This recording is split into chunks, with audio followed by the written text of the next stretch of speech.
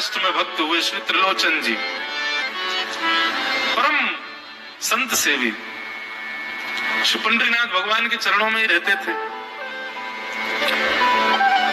पति पत्नी दोनों निवास करते थे, उनके कोई संतान नहीं थी, तो इसलिए उन्होंने जीवन भर क्या नियम अपनाया कि जो भी धन आदि उनके पास था, जो भी वैभव था, उन्होंने वो पंढरपुर आने वाले वैष्णवों की सेवा में खर्च करने का उसका मन बनाया कि यहाँ इतने दर्शनार्थी आते हैं, सबका भोजन प्रसादी सामग्री हमारे घर में बना करेगी।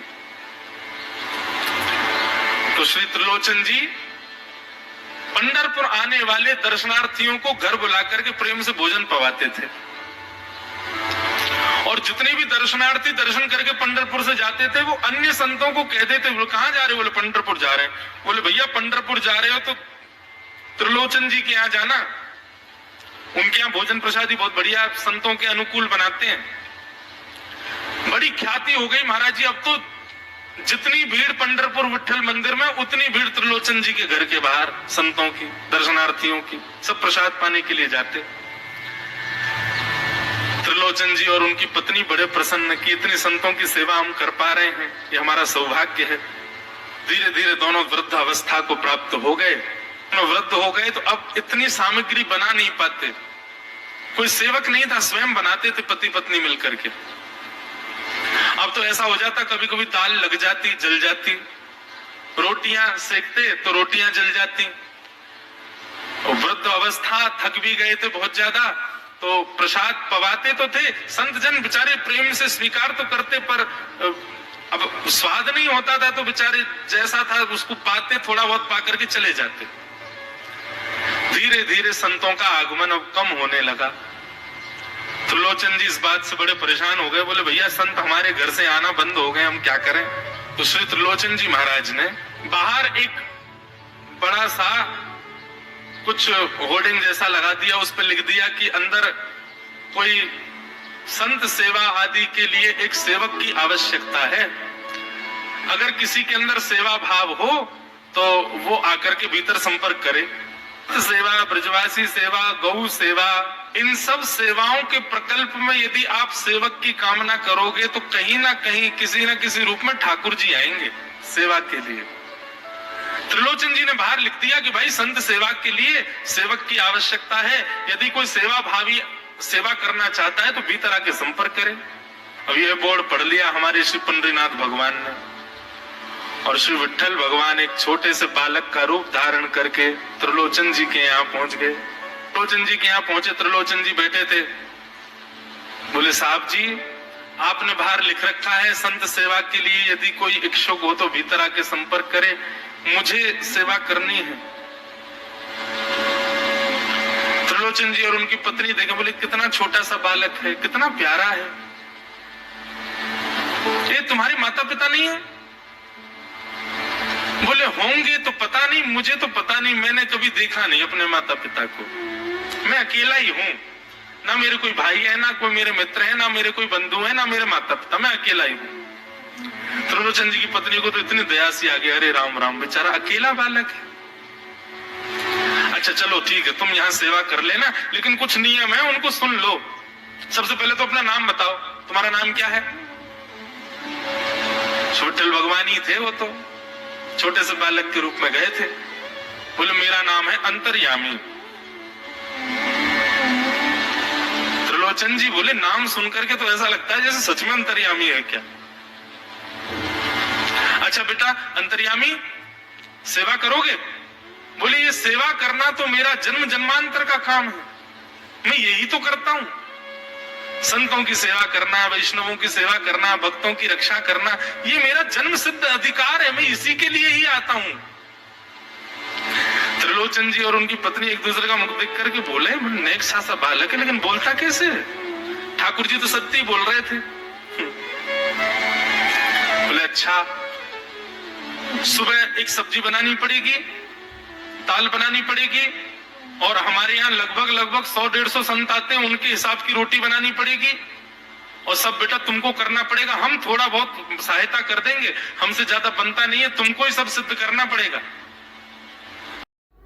अंतर्यामी भगवान बोले बिल्कुल निश्चिंत रहो, हम खीर भी बनाएंगे, हम रबड़ी भी बनाएंगे, हम रायता भी बना दिया करेंगे, हम 2-4 सब्जी और बना दिया करेंगे। त्रिलोचन जी बोले नेक्सा सा बालक, सब जानते हो तुम? बोले हाँ हमको सब आता है, दुनिया का कोई काम नहीं जो हमको नहीं आता हो, और सुनिए झाड़ू पोछा बर्तन भी कर देंगे हम। त्रिलोचन जी तो बड़े खुश हो गए, बहुत बढ़िया सेवक मिला यार, ये तो सब काम करता है। लेकिन भगवान बोले लेकिन अब हमारी शर्त सुनो। त्रिलोचन जी बोले तुम्हारी भी शर्त है? बोले हाँ। क्या शर्त है भैया? बोले हमारी पहली शर्त यह है कि हम दुनिया को बना के खिलाएंगे, लेकिन हमको आपको बना के खिलाना पड़ेगा, हम अपने हाथ का बना नहीं पाते, हम आपके हाथ का बना। और ये वास्तविकता है, ठाकुर जी पूरी दुनिया को पवाते हैं लेकिन स्वयं भक्त के हाथ से बना ही पाते हैं। ठाकुर जी बोले हम सारे संतों को बना के पवाएंगे, लेकिन हम अपने हाथ का बना नहीं पाते, आपको हमारे लिए बनाना पड़ेगा।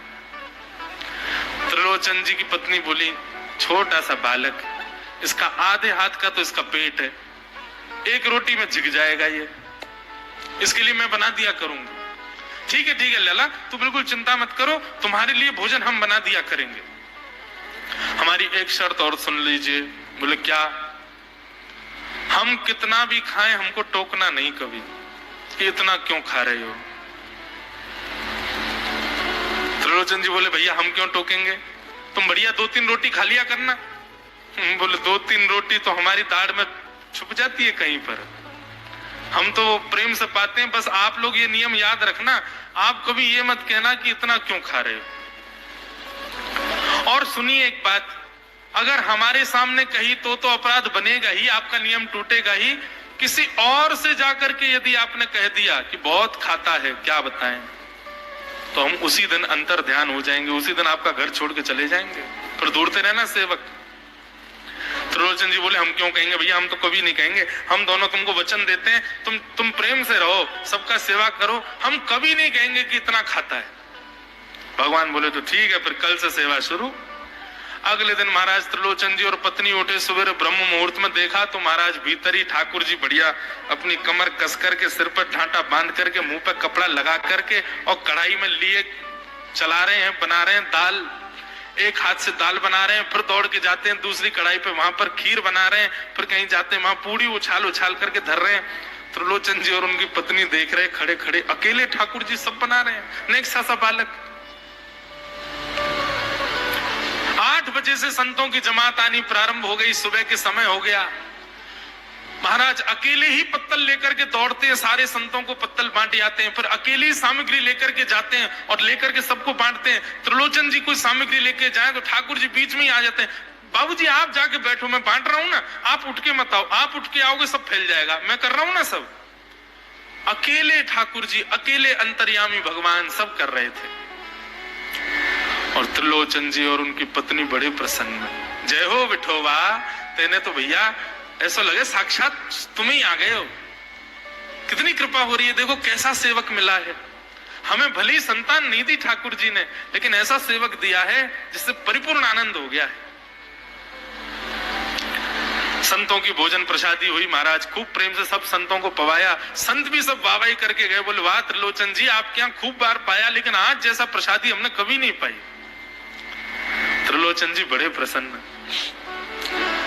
सब संत चले गए, भगवान तुरंत पहुंचा लिया है, पूरे फर्श को मार्जन कर दिया, सब बिल्कुल सारी दरी वरी समेट करके रख दी, सब पत्तल आदि सबको व्यवस्थित कराए, सारे बर्तन मांज करके धर दिए, सब बिल्कुल व्यवस्थित करके, और आकर के ठाकुर जी सामने बैठ गए। मैया अब सेवा हमारी तो पूर्ण हो गई, अब हमारी पेट पूजा करो, अब आप लगो रसोई में हमारे लिए बनाओ।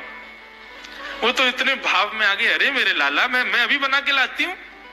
सुंदर सुंदर सब्जी बनाई, सुंदर रोटी बनाई, सुंदर खीर बनाई, थोड़ी थोड़ी एक एक दोना, 2-2 दोना मान लो सब्जी बनाई, 2-2 दोना खीर बना दी, 10-5 पूड़ी बना दी, ठाकुर जी की बढ़िया थाली लगाई, थाली लगा करके सामने धर दी। अंतर्यामी भगवान बैठ गए, प्रेम से पाने लगे, पाते जाए महाराज, वो तो खाते जाए, खीर उठा करके पी जाए, सब्जी उठा के पी जाओ, और लाओ मैया भूख लगी है जल्दी लाओ। 10 की 10 पूड़ी एक बार में चट और लेकर के आई, बेचारी देती गई, 10 की पूड़ी और धरवा ली, फिर उनको भी पा गए। अब मैया ने इतनी सामग्री बनाई थी, बोले मैया भूख लगी है, जल्दी जाओ आटा मारो, फिर से सेको, बढ़िया लेके आओ सामग्री, आपसे हमने कही थी कि आपको हमको पवाना पड़ेगा। तो नहीं नहीं नहीं बेटा तू बिल्कुल बैठो रे। अरे भैया मुझे तो लगी नेक्स्ट सौ पेटया कोई तो कुआ है पूरा, कितना डाल दो भरे कोई ना। महाराज आटा मारते मारते शाम हो गई, शाम तक ठाकुर जी पाते ही रहे और खूब पेट भर के पाया। महाराज एक आसन पर अखंड 4 घंटा बैठ करके भोजन किया और भोजन करने के बाद ठाकुर जी बोले ठीक है सेठ जी अब आओ, लाओ तेल ले आओ, आपकी नेक मालिश कर दूं, आपकी नेक सेवा कर दूं, आप थक गए होंगे। त्रिलोचन में नहीं नहीं इसकी नहीं नहीं क्यों नहीं है, तेल लेकर के उनकी मालिश भी कर दें। इस प्रकार चले। त्रिलोचन जी की पत्नी बेचारी पहले दिन तो कुछ नहीं बोली, दूसरे दिन भी कुछ नहीं बोली, तीसरे दिन उसके मन में आया, बोले ये क्या कर लिया हमने, सुबह जितना भोजन बनना चाहिए उतना तो ये अकेला ही पाता है, सुबह संतों का ये बना देता पर शाम को इसके लिए जितना बनता वो संतों के बराबर ही बैठता है पूरा। त्रिलोचन जी कहते नहीं नहीं तो तुमको याद नहीं उसने कहा था कभी कहना नहीं ऐसा। बोले हाँ नहीं नहीं मैं ध्यान रखूंगी, नहीं कहना है। लेकिन अंतर्यामी भगवान तो खूब प्रेम से घर के सारे काम कर रहे हैं उनके। महीना 1.5 महीना बीत गया, खूब आनंद से सेवा चल रही थी। एक दिन त्रिलोचन जी की पत्नी पड़ोस में किसी के पास बैठी थी, तो पड़ोसी तो होते ही हैं सब घर के बात बोलने वाले, उन्होंने कहती बोले कि आपके घर में तो आजकल बड़ी खुशहाली आ गई है। त्रिलोचन जी को देखा चेहरे पे कैसा तेज आ गया, लाल लाल टमाटर जैसे गाल हो गए उनके। बोले अरे वो आया है ना अंतर्यामी सेवक हमारा, बहुत सेवा करता है, प्रसादी वगैरह सब वही बनाता है, फिर मालिश करता है उनकी, बढ़िया बढ़िया उनके लिए जूस निकालता है, बढ़िया उनको सब भोजन पानी पवाता है, इसलिए इस वजह से त्रिलोचन जी बढ़िया। वो त्रिलोचन जी तो बढ़िया हो गए, तुम सूख गई हो, तुम इतनी पतली दुबली क्यों हो गई, मेरा दुख कौन जाने। वो सबकी सेवा करता है पर अपनी सेवा मुझसे करवाता है। अरे छोटा सा तो है, ऐसे मटक मटक के जाता है, हम तो उसको देखने के लिए खड़े रहते बाहर, कैसे बढ़िया लगता है। कई लोग तो देखने ही आते हैं उसको कि कैसे सब्जी परोस रहा है, कैसे पूड़ी परोस रहा है, कितना सुंदर लगता है। छोटा सा तो है, उसकी क्या सेवा करनी पड़ती हो। अरे बहन तुम क्या जानो, 2, 4, 5, 10 किलो आटे की कब कब में रोटियां पूड़ियां खा जाता है चपेट करके, कुछ पता नहीं चलती, पेट है कुआ है समुद्र है क्या है पता नहीं चलता है, इतना खाता है इतना खाता है इतना खाता है। 4 घंटे की समाधि पर बैठता है एक साथ, थाली नहीं थाल लगाना पड़ता है उसके लिए, इतना खाता है। जैसे ही कहा इतना खाता है, ठाकुर जी अंतर ध्यान हो गए। शाम का समय, त्रिलोचन जी रोज शाम होते ही बैठते थे, थोड़ी देर कुछ चर्चा आदि करते थे भक्तों की। त्रिलोचन जी ने बुलाया, अंतर्यामी, ओ बेटा अंतर्यामी कहाँ हो, जल्दी आओ, चलो शाम हो गई है, थोड़ी देर बैठे कुछ सत्संग करें कीर्तन करें। अंतर्यामी नहीं आए,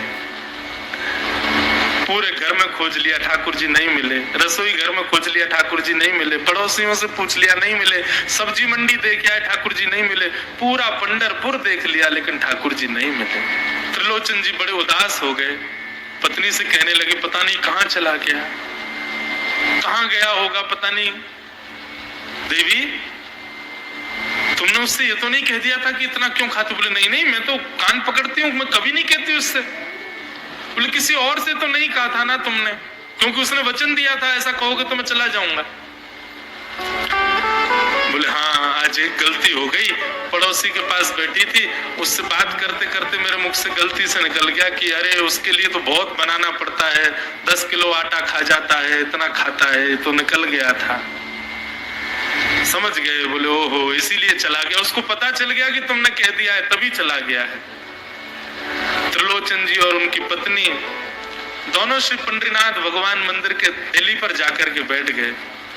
जाकर के ठाकुर जी के आगे हाथ फैला करके कहने लगे, बोले नाथ, हे पंडरीनाथ, आपने हमको संतान नहीं दी, पुत्र नहीं दिया, पुत्री नहीं दी जीवन में, हमने कभी उसकी अपेक्षा नहीं की, हमने कभी आपसे शिकायत नहीं की कि हमको संतान क्यों नहीं दी है।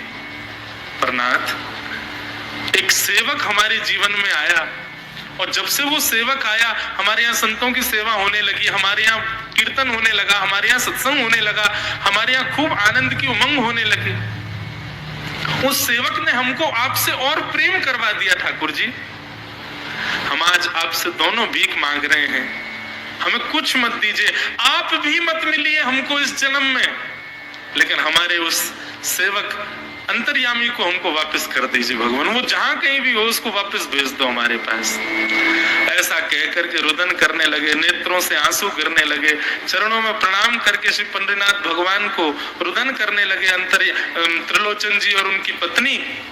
इतने में ही स्वर, अंतर्यामी का स्वर सुनते ही पीछे मुड़ करके देखा तो पीछे तो कोई दिखा नहीं। अरे इधर देखिए, पीछे कहां देख रहे हैं? वापस से पंडरीनाथ भगवान की ओर देखा तो श्री पंडरीनाथ भगवान की जगह ही अंतर्यामी बालक खड़ा हुआ है, सामने खड़े होकर के उनको आशीष दे रहा है। त्रिलोचन जी तो भाव विह्वल हो गए, बोले कैसी कृपा नाथ आपकी, बोले आप ही थे क्या? बोले तो इतनी अच्छी संत सेवा, इतनी अच्छी खीर, इतनी अच्छी पूड़ी, इतनी अच्छी सब्जी और आपकी जो सेवा और इतने अच्छे अच्छे सत्संग कीर्तन, ये मेरे अलावा कौन कर सकता है? संतों की सेवा तो मैं ही करता हूँ ना। आपने संत सेवा के लिए सेवक मांगा, संतों की सेवा तो मैं ही करता हूँ ना। आपने संत सेवा के लिए सेवक मांगा और श्री त्रिलोचन जी आपके यहाँ अद्भुत कृपा करके भगवान ने उनको बताया और श्री त्रिलोचन जी